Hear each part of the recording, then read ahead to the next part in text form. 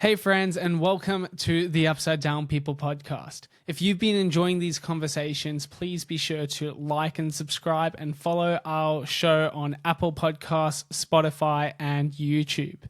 Today's guest is one of Australia's leading voices and thought leaders on engaging the next generation in Jesus, the church, and faith. He's known for founding and heading up Able Movement and has previously pioneered movements within OM Australia and World Vision.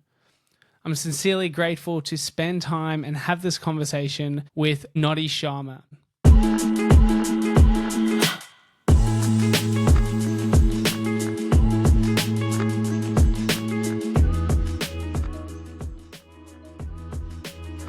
Welcome back to the Upside Down People podcast, Noddy. So good to be having a conversation with you here again today. Caleb, I feel like that time just went super quick between our last visits. It did, yeah. It feels like probably last month or something, but was it last year? I want to say. Year. That is crazy. Yeah, it literally feels like last month, Noddy. I don't know if it's because I also follow you on social media, so I'm getting like a constant feed of what you've been up to and what you're doing. But it was a great conversation. Caleb, it goes both ways, man. I've been watching your podcast and the guests you've had on, so awesome what you're doing and loving the conversations that are occurring. It's cool. Thank you very much. Well, I remember from our last conversation, we covered a big portion of your life, what you've been doing, what you had been doing, and how you got to where you are now with Able Movement.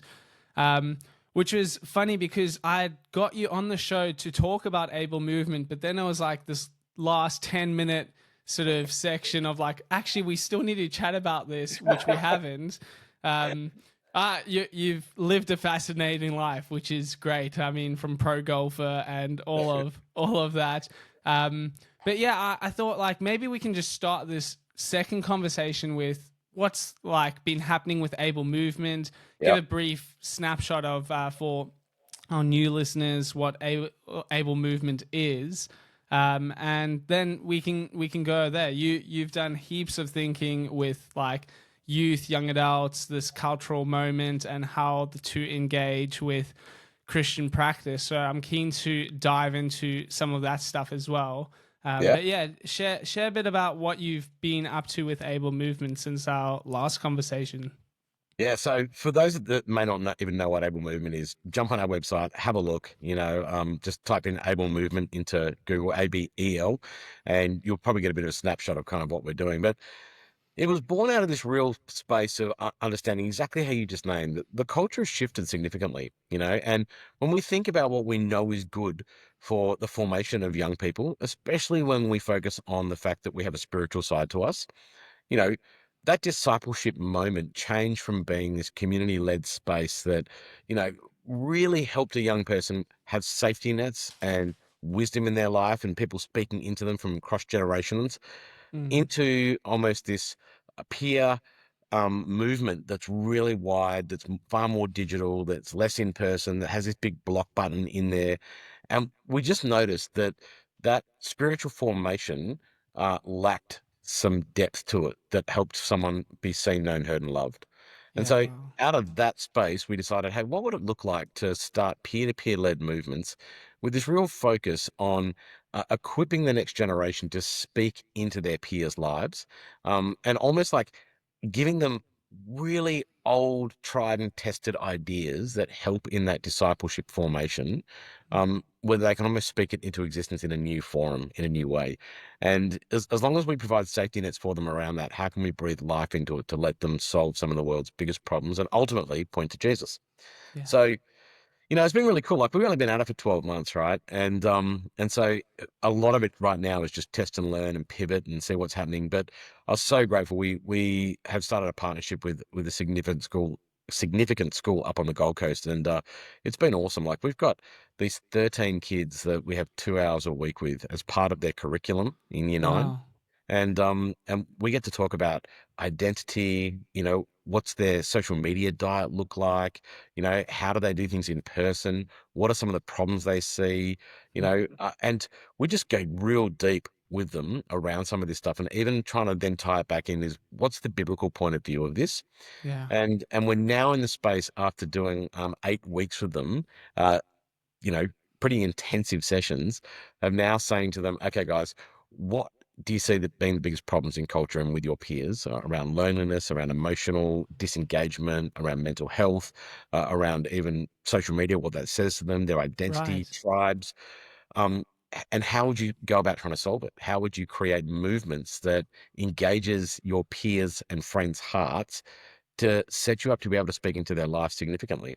And Yeah. so we're excited to kind of see what that next chapter looks like.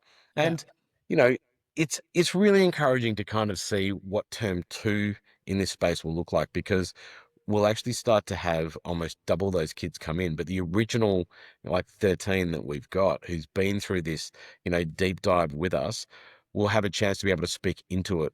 It won't be fresh for them. They'll be able to lead some of it, and we're there to try and help them do it. So, you That's know, awesome. my whole goal would be that by the end of the year, you'll have these kids multiplying themselves and speaking into this space to try and help their peers understand a different point of view of how to be formed, how to find safety, how to do community well, Mm.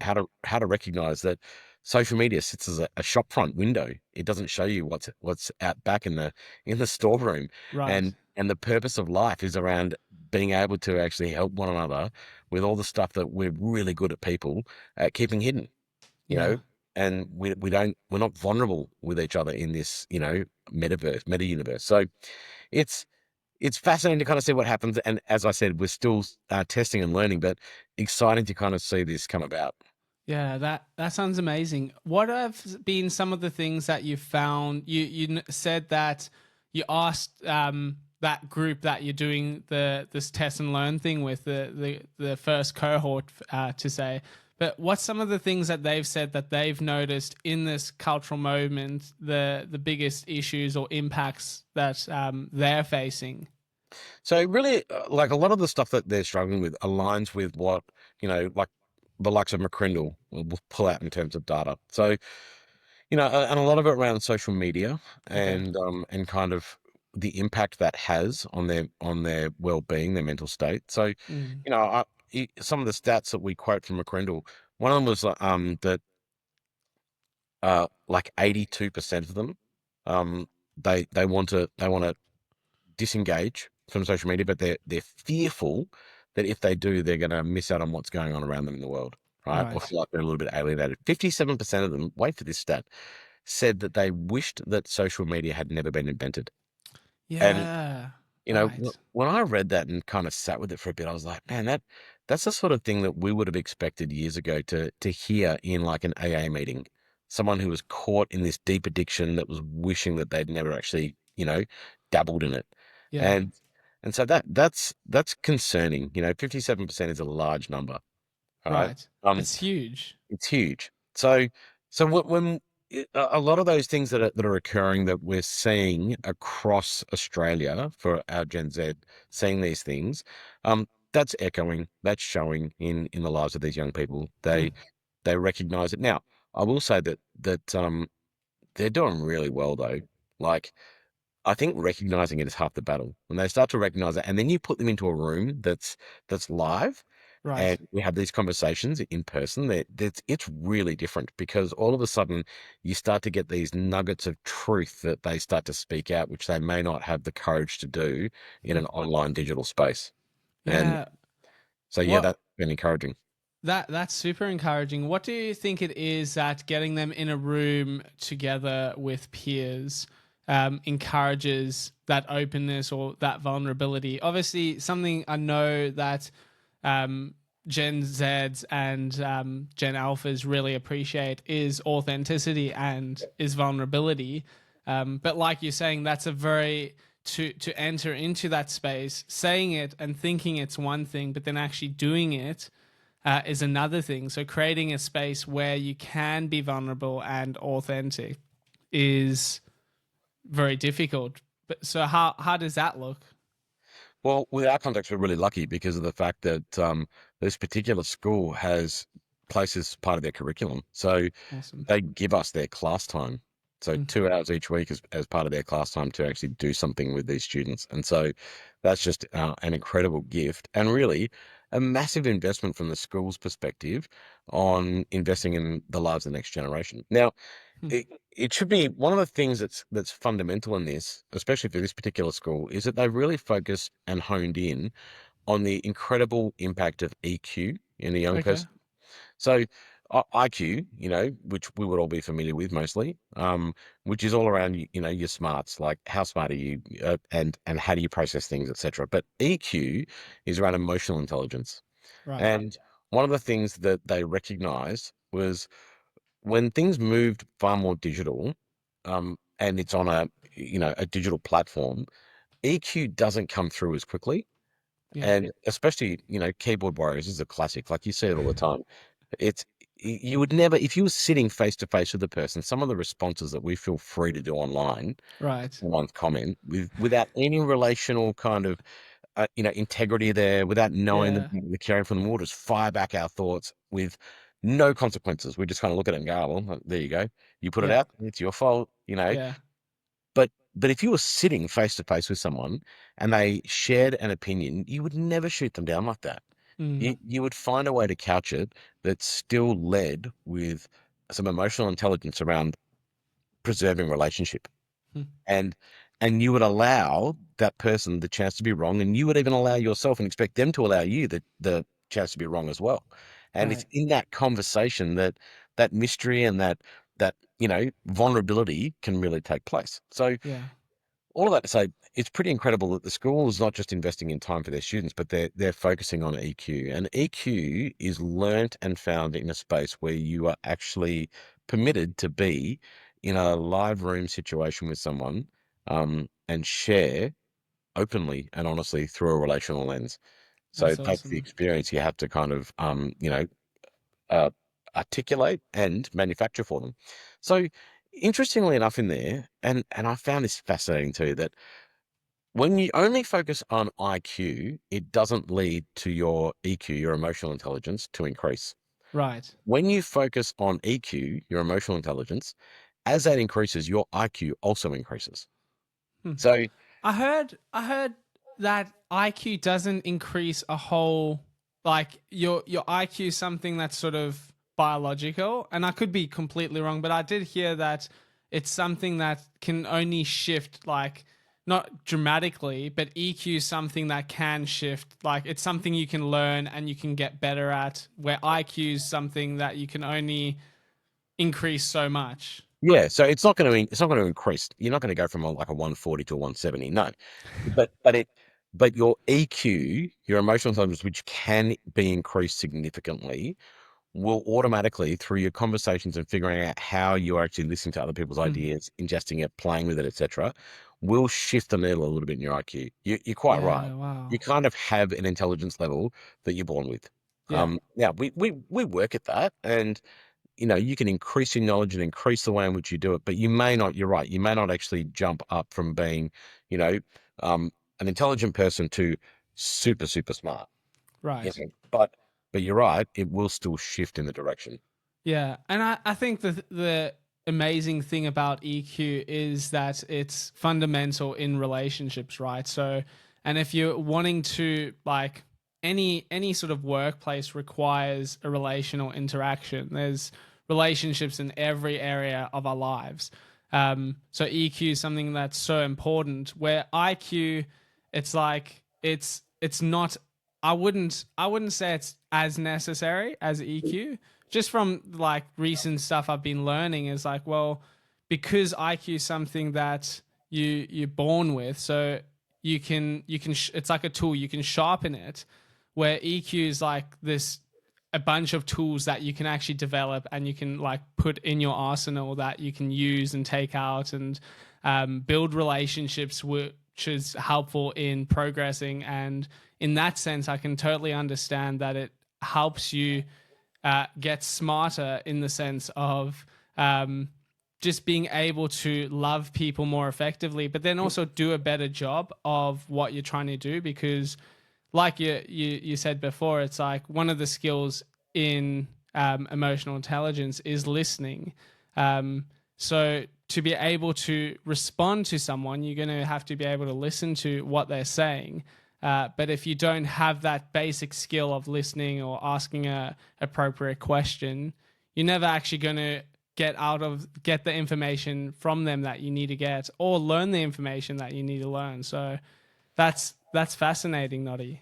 It really is. And even if we think about this right for a moment, that the idea of evangelism, well, I mean, there was a shift in the 80s, even in the whole missions thing that, Mm, and I think they coined it as relational evangelism, right? right. Of this idea of, hey, you're much better off doing kind of life with someone. And over in today, someone was explaining it to me in terms of thinking about taking someone on an art exhibition, where you're observing with them, you're asking them what do they see, and then you're getting to share what it is that you see and what you observe and what you know to be true, right? Mm, Rather than just a barrage of information that comes at you and you're done, right? So right.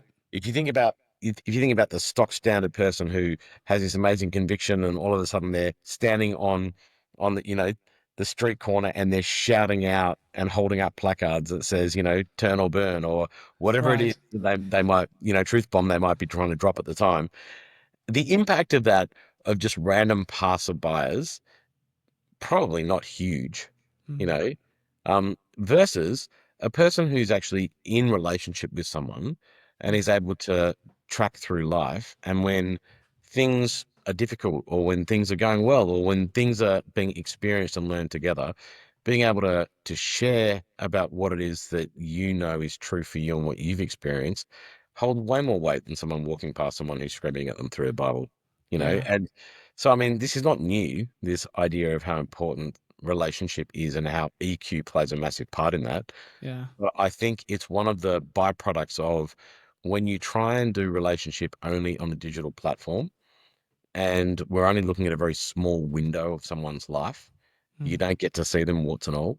And we give everyone a block button or a cancel button that in case someone says something to you that you don't particularly like, you don't have to hear from them again. right. We start to get the breakdown of what it is to actually carry emotional intelligence into relationships.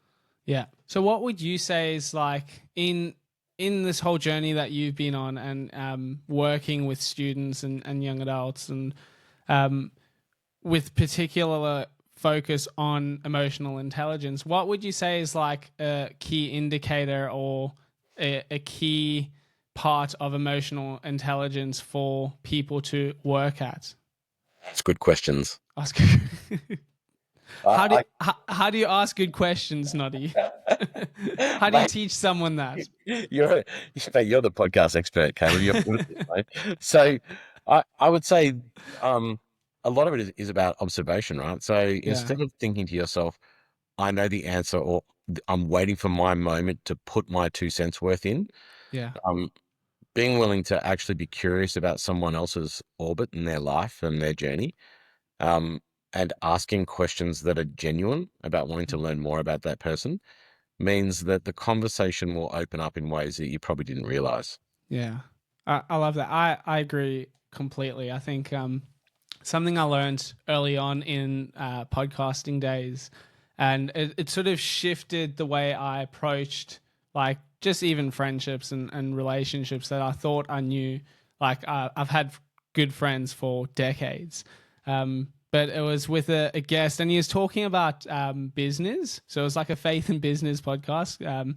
Go figure. And he was saying one of the most important things that he learned was this like mantra that he has in his office that says curiosity over conclusion. And he's like, it's so important when you going into a business meeting, or when you with your wife or your husband, or what like a friend, or someone you just meet, is taking that position, like you said exactly right, is one that's curious and like intends to learn and intends to find out what you're saying and what you're wanting to share, over a conclusion of like, oh, Noddy said X, Y, and Z, so therefore he means this.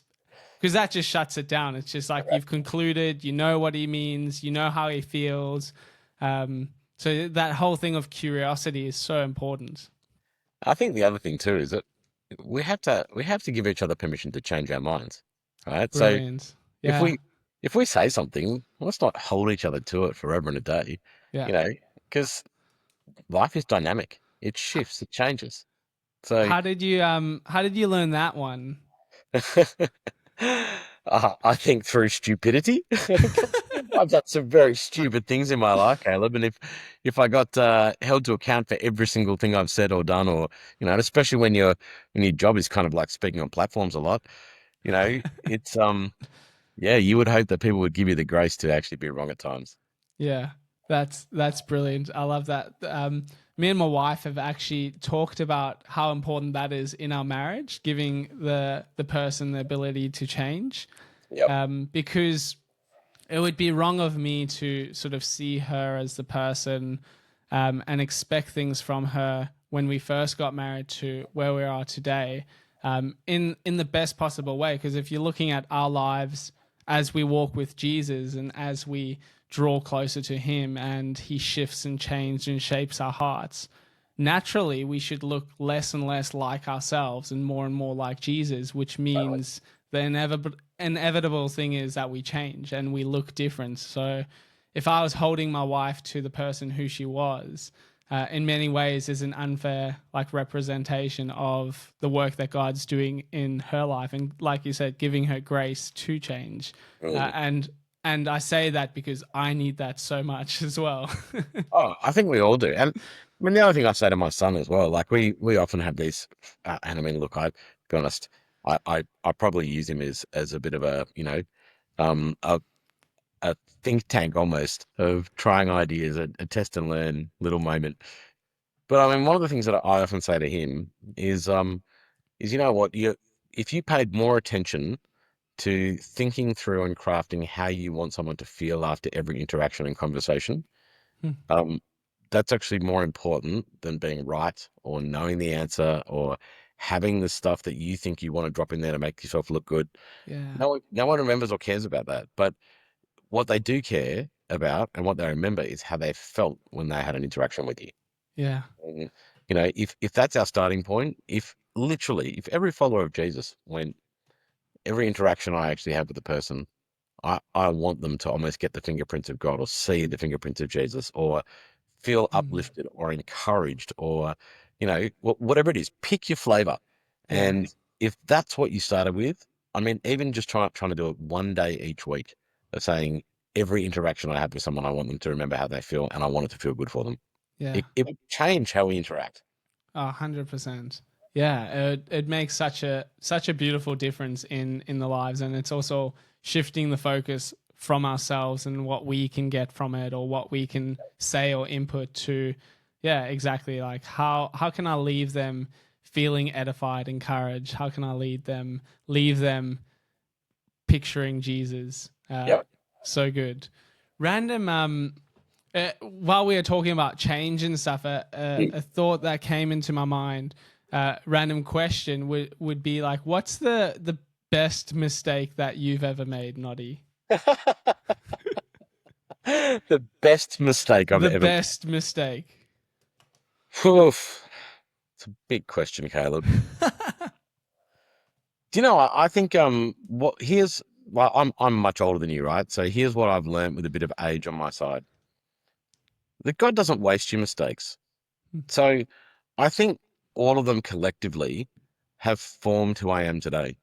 So, you know, uh, there's mistakes I've made in life that are just horrific. And yet when the people that are closest to you forgive you and love you, you almost experience the closest thing you possibly can to understand what grace looks like. And especially when they point to the cross, it's just like, wow, that's amazing. And it's not like you go, gee, I'm glad I made that mistake, but it's this beautiful redemptive edge of the byproduct of what you receive, you Yeah, know.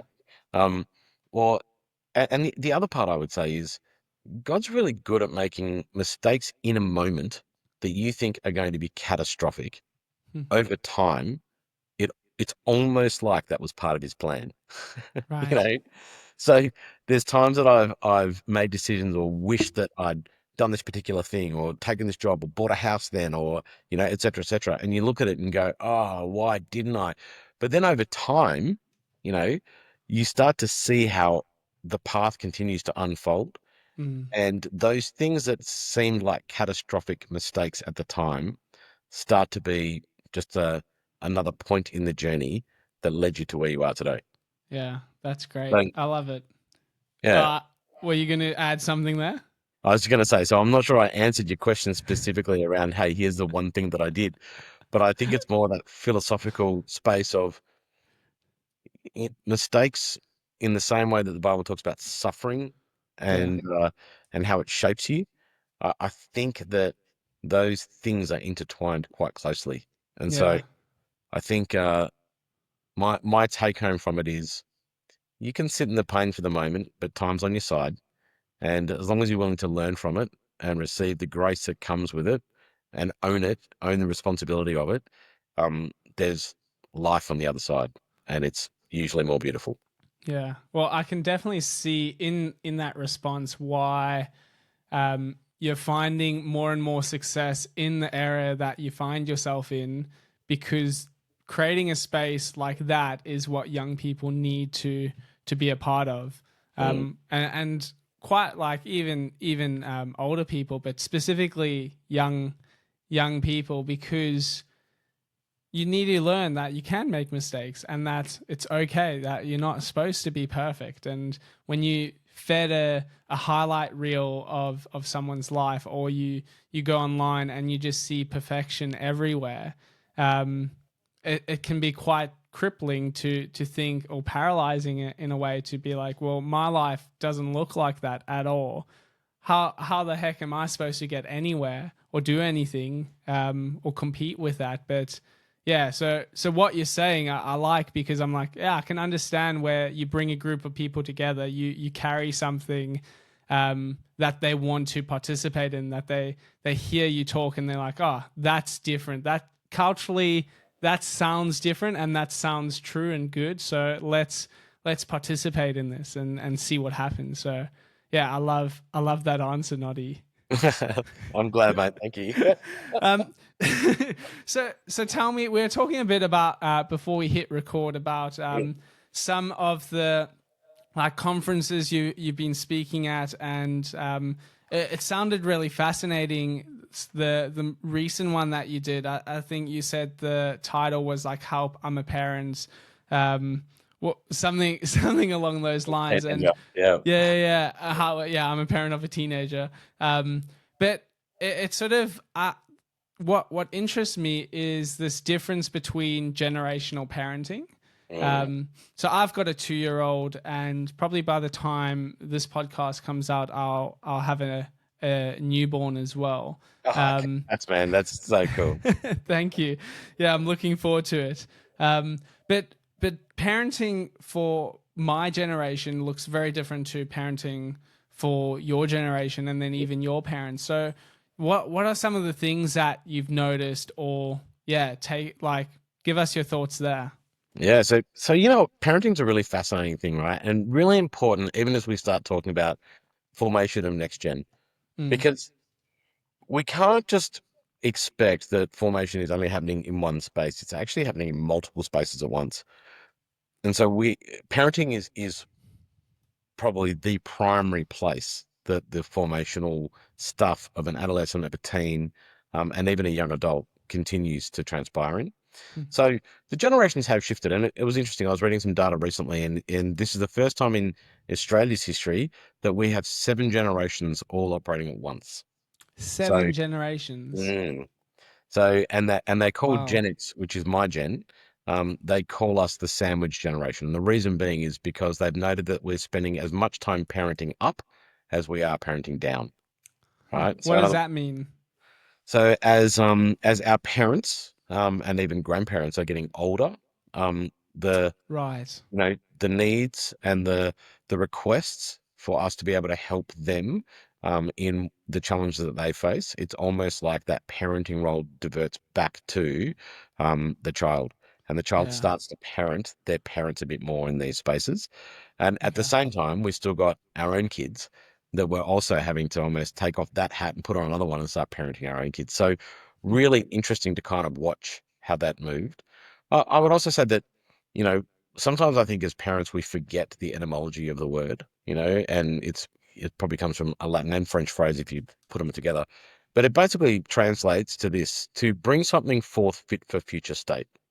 Mm, And so when we start to think about that, the incredible gift and mandate that's been handed to us to bring up a child, that child is going to face something into the future. mm, And our job as a parent is to equip that child to be ready to face that future. mm. And that's not just its education, putting food on its table, clothes on its back. It's actually a spiritual mandate as well to actually say, does this child understand its maker, its creator, and the purpose that its life actually has? Right. Right. So, So oh, go. go for it.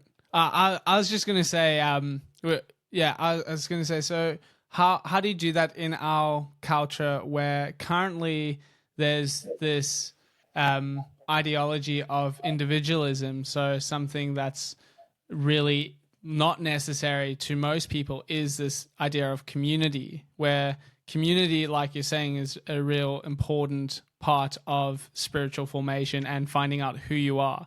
Whereas now we look at, to try and find who we are, we have to look within and we have to tell the world who we are. Where in the past it was you look to community, to your parents, uncles, aunts, your church community, and they affirmed in you who you were, and they called out who you were. So there's like this disconnect almost in how my generation is trying to understand parenting. Like, how do you form a child when we've been told just look inward? Yeah. So it's almost like, oh, the child will parent itself. Yep. So therein lies a massive challenge, Mm, especially for your generation. And I would put it down to a few things. One, the pendulum swung, right? So my parents and even would talk about it in terms of they'd go to school and get the cane if they messed up, right? yeah. Or that corporal punishment. And then even my generation, it was not uncommon for if we got in trouble, we'd be hit with a wooden spoon, you know. Mm, yeah. Um, but then you go to the next generation, and it's almost like the pendulum swung and said, "We'd never do that," right? Yeah. If you hit a child that's DHS on your doorstep type thing, we would not ever do that. And then it almost shifts because what we've done is we've just taken away any of those spaces to say, hey, there are consequences for our actions, right? And we've replaced them with Right. sit on the step and have some time out, you know. But it's this really fascinating kind of thing. Now, don't get me wrong, I'm not advocating for kids to be beaten. I'm not saying that, but I Right. am saying that the pendulum swinging through to kids should be seen and not heard, and do what I tell you, don't do what I do, and Mm, I have ultimate authority, right? You swing it all the way through to, I just want to be their best friend, so that eventually at some point, even when they're off the rails, they'll still include me like a friend. And right. and the problem with that is that even though we'd like to think of our society as being very flat in leadership, it's not true. Mm, There is always going to be a leadership scale. right. And when parents give up the leadership scale and hand it off just to be best friends, guess who becomes the leader? Who? Oh. Right? And They what's the danger in that? they start to set the tone of the house. They start Mm, to actually call the shots. They then are able to manipulate to their absolute heart's content. And when you give up and advocate leadership, you are not in that space of recognizing that this is a God-given gift given to you with a clear mandate of leading it into the future, ready to be able to mm, face whatever comes their way. yeah.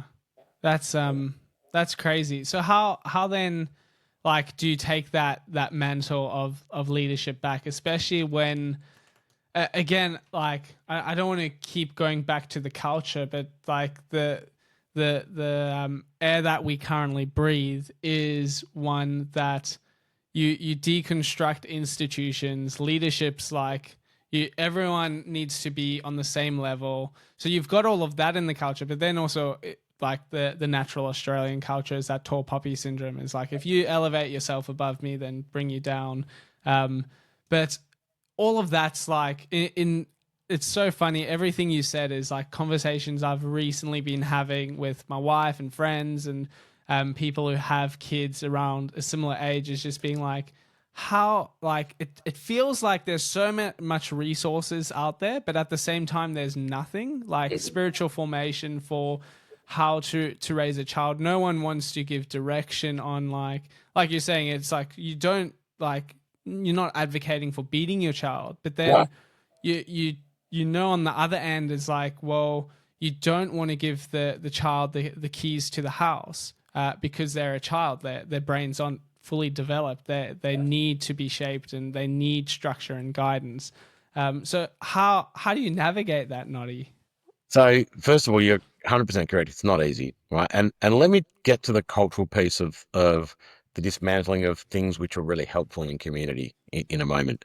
Mm, But one of the things I would say, there was a book written years ago around some of this stuff, and it was a really fascinating kind of look at it around kids need boundaries, they need rules, they need consequences, they need to know where to go. Because I mean, your front and back, brain portions of it, they're still being formed, like you just said. mm, They're still creating neurological pathways, and they're not fully formed yet to be able to understand it. And part of the ecosystem of putting things in place that help them understand these things will help form their brains, mm, right? So, you know, understanding some simple things for starters around impacts of screen, like, and not just TV, but anything that's interactive, right? mm, And what that does to a child's brain, it's huge, right? It's like literally giving them a very addictive drug that will just set off their endorphins and leaving them there for ages with it. mm, And it's not what they're built. So, figuring out how to actually put structured playtimes back in with some consequences, with some hard stops, with all these things, it's actually good for them to learn how they navigate their world within a space that actually has some clear boundaries. Now, mm, here is the part that I think is, and there was a couple of psychologists that got together and, put together this thing called the Johara window, which I think is a great insight into kind of what I'm talking about. Then effectively what they were saying is every person needs a large open playing field, right? mm, And so if there's four quadrants in each person's life, large open playing field is one of them. Then we often will have a quadrant that's hidden. So in other words, all our shame, all our guilt, all our stuff that we do as people, we don't want people to know about, that sits in hidden, right? right. Then we have this really curious one called a blind spot. So in other words, there's things that we do that we are completely unaware of, and it takes someone to be able to draw our attention to it for us to understand, oh my goodness, I didn't know I was doing that. That I mean, that in itself, we could talk for hours about. That's an interesting quadrant, right? And then there's this one that's kind of unknown future type quadrant where we just don't know what's going to happen. But Right. the two key things they said for a person to increase their open playing field, right? And this isn't rocket science, but one, it's get feedback so you have less blind spots, right? Mm, And two, um, self-disclose so you have less hidden things to mm, trust voices in your life. Now, if we use this as in a parenting model for a moment, the art of parenting, if you can build enough trust with your child, right, where it's not a hierarchical, I'm going to beat you if you make a mistake, but it mm, is this loving, I'm on your side. Yes, there's consequences, but I'll always love you type thing, right? Um, you almost give permission for them to be willing to disclose stuff that they feel shame around, mistakes mm, they've made, because they know they're still going to be loved, right? And then two, if you get them into a space where they're wanting and receiving your feedback about their blind spots, so they're no longer blind, and you help them with the solutions of what they need to do with that, then they'll start to recognize that those boundaries and those things that you're putting in place for them are actually for their benefit, mm. and it will increase their open playing field.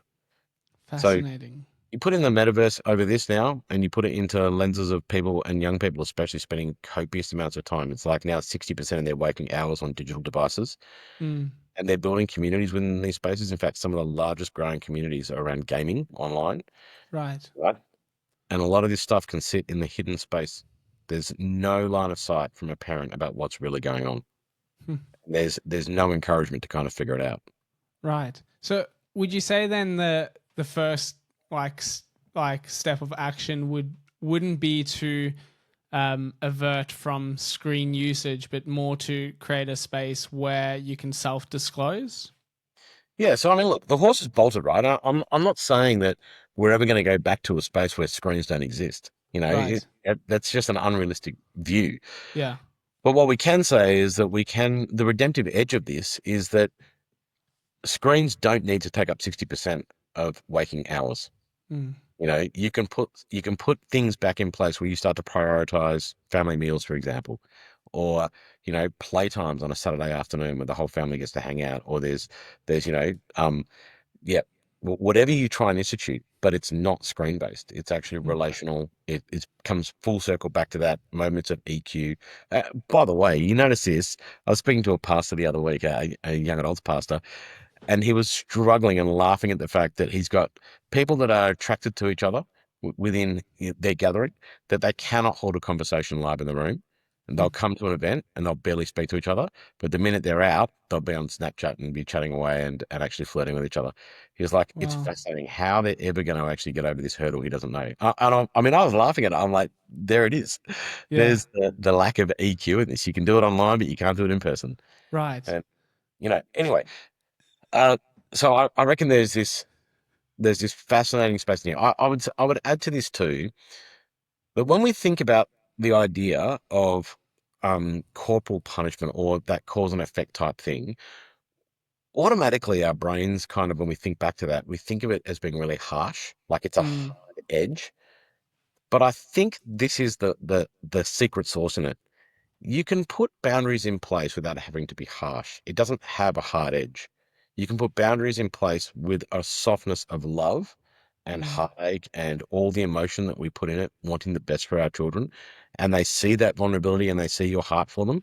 And it doesn't have to be an angry, moment of yelling. It can Mm. actually be a serious, in-depth heartbreaking moment where you actually start to speak love, truth, the future, a state that you want them in, and Yeah. why it's unacceptable. And so putting that softness back in and around it means that you can deliver it in a much more effective way. I Yeah. mean, we use these skills in the real world in business all the time, right? Gone are those days of that hierarchy, you getting called into the CEO's office and them actually firing you because of something. I mean, sure, it still happens, but we have HR in place to try and make sure that this is delivered in a way that doesn't, just out people and make them feel like they're unsafe. And Right. so all we're doing there is saying we're still going to have some deliverables and some boundaries around what's acceptable and what's not, Mm. but we're going to really focus on how we deliver it with an edge where someone truly understands what the heart intent behind it is. Yeah, I think that's absolutely right. I think when we look at God and he says like God disciplines those he loves, Hmm. um, and I think culturally discipline's such an unpleasant thing, and it never feels good. Like the discipline essentially, I'm pretty sure it just translates to training. Mm. Um, but it's like if you're training for a marathon, you have to put in a framework to put in the hours and the time and do different types of running and hill training and all these different things, which is really uncomfortable. Um, so when you applying that to like, well, we need to be able to like discipline our children as well. It's not in this harsh sense, like you're saying, but it's in this loving framework. Doesn't make it easier for either party. I think that's the hard thing as well. Like as a parent, it doesn't make it any easier for me. I struggle, and it doesn't make it easier for my daughter either. But it's like, well, I know this is good for you and it's healthy. And I'm trying to teach you what is a good way, and what's going to help you flourish. But when I just sort of throw out the idea of discipline as a bad thing, as a negative thing, you're never actually going to produce any fruit. Same with a marathon. You'll never finish a marathon if you're not going to put in the discipline to complete the training. But my generation is just like discipline's bad. Like anything that impacts us negatively that isn't positive is just this bad thing. So I like what you're saying that it's not, it doesn't have to be this harsh thing, but it can be done out of love, which is so important. Well, 100%. Let me tell you a quick story. This may help you, right? So when my son was quite little, you know, he was such a gorgeous kid. He still is a gorgeous kid, but he was so gorgeous. And like, my heart was always just soft and gooey around him. And he starts school. It's his first year of school, right? So he's only 6. Yeah. And all of a sudden, this note comes home to everyone about the fact that this particular Lego piece from has gone missing that the teacher brought in for show and tell, and it belonged to her son. And it's his favorite piece, and really wanted it back. And I'm like, gee, wonder where that is. And all of a sudden, next thing you know, it shows up in our house. And so my wife says to her son, "Hey, where did that come from?" And he's like, "Oh, grandma bought it for me." And I was like, "What? Is that true?" And so she calls her mum and says, "Hey, did you?" And she goes, "No." And goes, "Grandma, oh." And he goes, "Oh, no, no, Daddy must have got it." Right? Right. And she comes to me and she goes, "Hey, did you?" And I'm like, "No."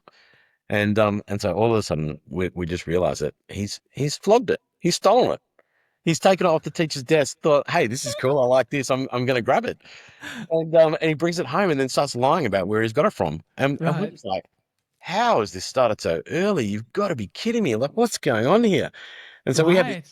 we have this big conversation with him about how this is not okay and you can't take someone else's stuff, and that we try to be as gentle as possible. And then the consequence we put in place is that he has to go and apologize. We're going to help him write a letter, Yeah. to not just the teacher but her son as well. And so he knows it's all coming. Like, this happens, spans over a course of a weekend. And then on the Monday morning when he's getting ready to go, my wife goes, "Hey, where's the Lego piece?" She goes, "It was sitting here on the kitchen table." I said, "I don't know." And so she says to our son, "Hey, where is it? Have you hit it?" And he was so convincing, like almost in tears. "No, I haven't touched it. I wouldn't. Didn't. Blah blah blah." And all of a sudden, of course, like I got to the point where I'm saying to my wife, I'm like, "Hey, look, I believe him. Like, what? Why are you Yeah. helping him?" And she walks up into his room, opens the closet, opens the drawer, and there it is, hiding in there. He'd hidden it, right, in his sock drawer. Wow. And she brings it back down. We were devastated. We're just like, "Oh my goodness, I can't believe that you just grabbed this and done this." Anyway, um, he takes it to school, owns up, does all the things we wanted to. He comes back that night, and we're having this conversation. We'd been out to my parents' house for dinner, and something else happened. And he basically did the same thing again. He just lied, point blank. And we all knew it. And we're just like, "Oh my goodness." Yeah. So in the car on the way home, my wife runs out to go and grab something from the shopping center, and I'm waiting, sitting in the car. And I'd just been telling him about, "Hey, this is not okay," and going over it again. And to be honest with you, I was kind of sick of talking about it. And so I was just like, "You know what? I'm done. It's finished. We're not talking about it anymore." And there was dead silence in the car. And then all of a sudden, this little voice comes out and he goes, Hmm. "Daddy." I said, "Yeah." He said, "Will you still love me when I do bad things?" Wow. And the minute he said it, I mean, like, that moment of heart of God, you get to experience it, in Yeah. this conversation.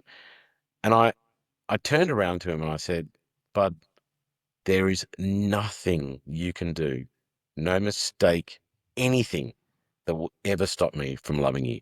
Yeah. It is pre-programmed in me. You are part of me. I only want the best for you." I said, "Here is my promise to you. I will always love you, regardless of what you do, but mistakes will always have consequences. Hmm. And rather than me holding it against you, I promise you, I will hold your hand through it." Wow. Yeah. Now, that was a God moment, right? Because that is the exact picture that God says to us. There is Mm. consequences for sin, right? And we know those consequences are death. Hmm. And yet he walked to the cross with us in mind for that to occur, so that we would continue to be able to hold his hand throughout our life and into the next. Yeah. And so when I think about what are the consequences we're holding our kids to, it's that picture of the cross of there's consequences, but we get to hold our kids' hands on the way through it. It's going to Brilliant. hurt like crazy, but that's the job of a parent. Yeah. Man, that's an awesome picture. Um, and just for people to grasp that and to understand that themselves, that they have a Father God who loves them so deeply and will hold their hand through it, is amazing. That doesn't let them go, or yeah, leave or forsake them, but actually chooses to enter into pain and suffering and walk with them through it. Is cool. Yeah. I I am just aware of time. Something I usually do. The one thing I've tried to start doing with our guests, which has proved really fruitful. You've got a smile on your face, so don't worry. It's it is a question, but what I do is I ask our previous guest a question that they would give to the next guest, whoever that may be. So my previous guest, the conversation I had was with a friend actually named Luke Smith. He's a business owner and entrepreneur, and he said he sort of would want to get someone's thoughts, meaning yourself, on the meaning of or what's your why or how you respond to this quote by Viktor Frankl. Do you know who Viktor Frankl is? Remind me. So Viktor Frankl was, I'm pretty sure he is a psychiatrist, a German psychiatrist in World War II that was in Auschwitz. I probably butchered the pronunciation, but he was in the concentration camps. Yep. And he wrote a book called Man's Search for Meaning. It's a very popular book, but the quote that Luke said is this: those who have a why to live can bear with almost any how. So he is sort of grappling with like, what is a person's why? So what the way I'd ask it to you is like, how, like when you hear that, what do you think of meaning? What's your why to live, essentially? Just a small one, just to finish off, Just right? a quick little light one, you know. Um, it's a big question, and like we said earlier, I kind of feel like your why goes through seasons. Mm, So, I mean, our son took 13 years to come along, and when he finally came, it was like, there's a big why right there, yeah. you know. But I think our lives, all of us, we have different things that form our sense of purpose and what drives us.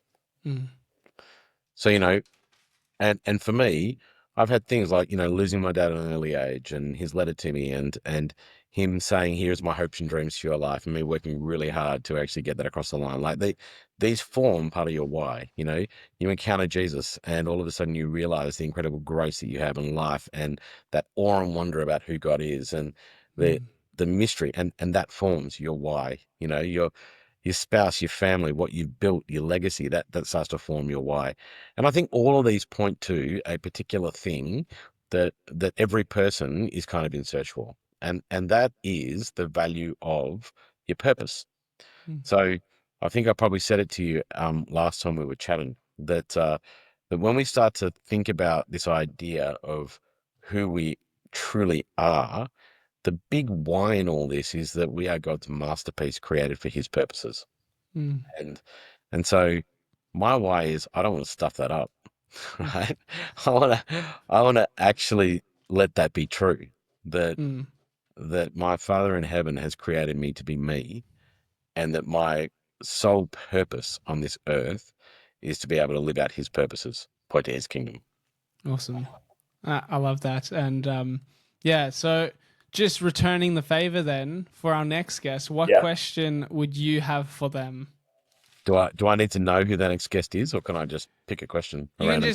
just pick a question, a random question. The idea behind it is it's basically like you want to learn how to have conversations well and to ask questions. So it can be as lighthearted as what's your favorite cup of coffee to what's your why. But it's really just like we want to get to a place where we can get to know each other and sort of encourage a space of, like we were talking about before, vulnerability and authenticity, and that we are just humans and we want to learn about each other, and questions are a great format to do that. So yeah, it you don't have to know who the next guest is. I don't know who the next guest is. So if that's helpful, then yeah. I love that you don't know. That's brilliant. Okay, I think like a question I really like to ask people Yeah. is what makes them tick? What So makes them tick? Okay. yeah, so you ask the why, the purpose, but really, if people can't articulate what their overall purpose is, there's usually something in a season, in a space, in a time that is close to who they are. You see them change. They light up when they start talking about it, Mm. and asking that question, of what makes them tick, what they're passionate about. When you start to see that light coming from them, there's usually about 4 or 5 other questions that, goes off in my head around why is this important to you? Awesome. I love that. And I agree. It is finding that spark in someone's eye and just seeing them like, oh, I'd love to share more about this with you is one of the greatest privileges we have when we get into that position and just to be able to listen. And then so many questions come from that. So thanks for that. I look forward to asking that question. And Perfect. yeah, I really appreciate your time, Noddy, and yeah, thanks again for the conversation, the work that you're doing. If people want to find out more about you, Able Movement, where would you direct them to? The website, www.ablemovement.org, or you can find us on socials, Instagram, Facebook, even LinkedIn if you want to follow us there. So, yep, jump on and yeah, hope to see you there. Great. Thanks for the chat. Thanks, Caleb. Bless you, man.